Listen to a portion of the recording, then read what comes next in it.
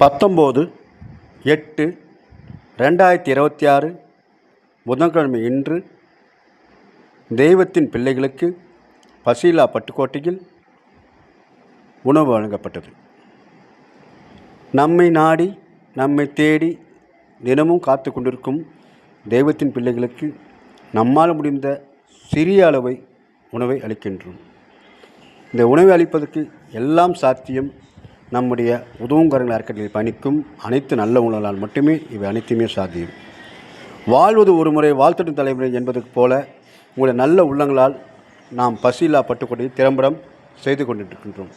அதே போல் பசீலா ஐயம்பட்டியும் தொடர்ந்து நடைபெற உங்களுடைய மேலான ஆதரவை வேண்டுகின்றோம். நீங்கள் கொடுக்கும் ₹1 கொடுத்தா கூட போதும்.